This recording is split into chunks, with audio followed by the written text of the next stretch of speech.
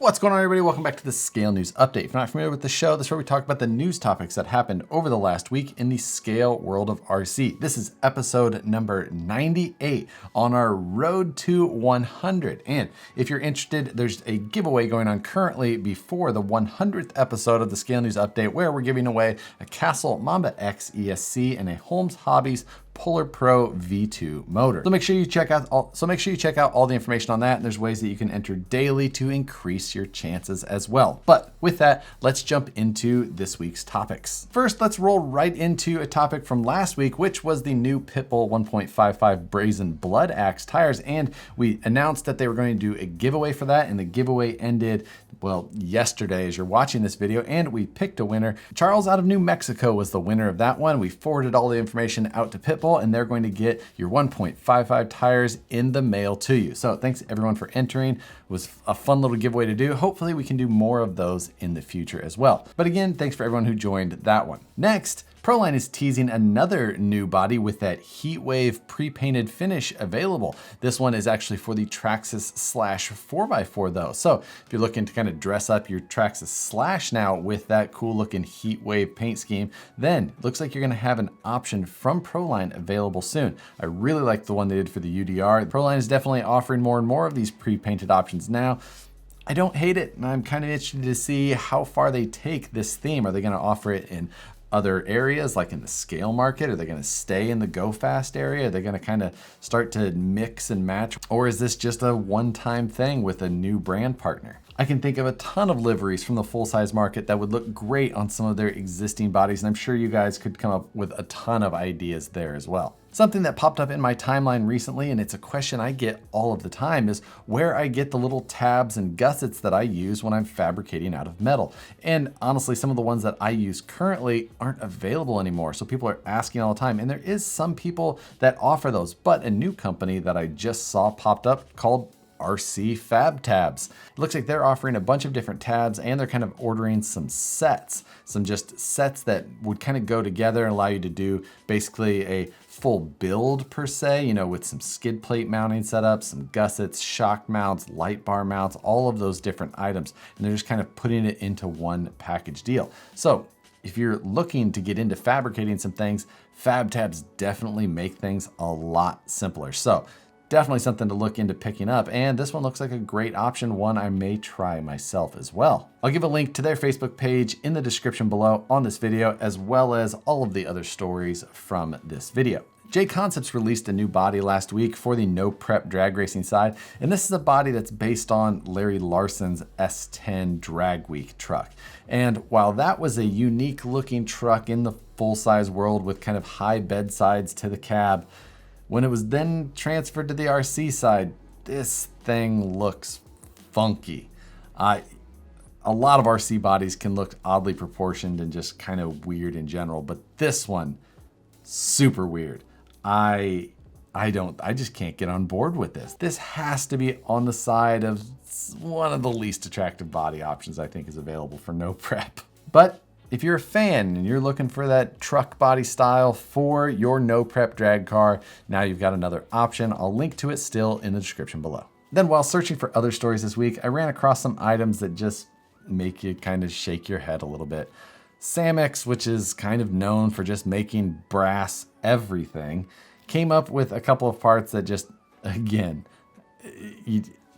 one of them is the collar that goes around an axial wild boar. And they made it out of brass. Why?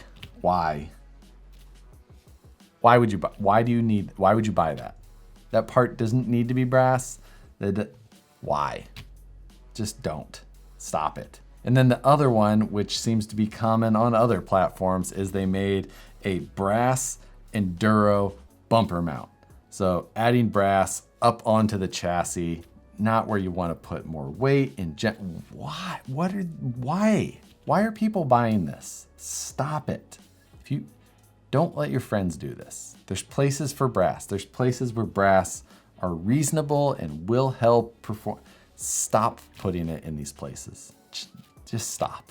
Last week, Matt from the Scale Builders Guild and myself were doing our Wednesday night live back and forth, and we had Rich from Horizon and Axial onto the show there and had just a great chat. Matt ended up having some technical difficulties with his Wi-Fi and had to fall out early, but we had a good chat with Rich while it was going on. And Rich stayed on a little bit longer on my channel and we just kept talking. There was definitely some fun things to take out from the conversation and just in general, really good industry insight if you're interested deeply into RC. Maybe it gives you just kind of a, an explanation, a timeline of how projects in the RC world make it from start to finish, all the way to market, why some things go away and, aren't going to be around anymore. Just all kinds of really great topics. Not just because it's one of my videos, but highly suggest going back, watching that if you've got some dead time while you're working on an RC or something like that. It's just an interesting conversation. Matt and I do plan to be live again this coming Wednesday. We haven't scheduled a guest yet, but that's not to say it's not going to happen. If you're subscribed to either of the channels, you should see a notification, but 6 p.m. Pacific, 9 p.m. Eastern, or anywhere in between or on the edges.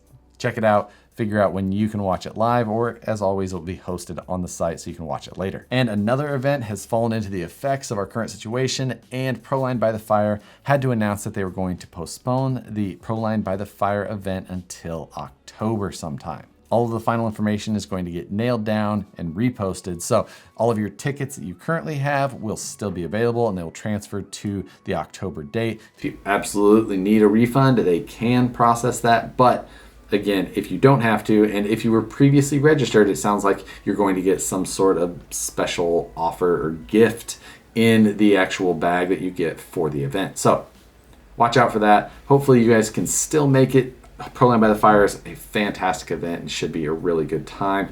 October weather down there should still be really good weather. Looks like it's turning out to be a really busy fall. I'll get all of the dates on my website calendar updated soon once we know when these events are going to be rescheduled and everything's nailed down. But myself, like probably most of you, kind of doing my part, staying home as much as possible, just trying to minimize my interactions. And myself, probably like a lot of you, I don't have all that hard of a time entertaining myself. I have plenty of projects around, plenty of things to do that I can manage just fine.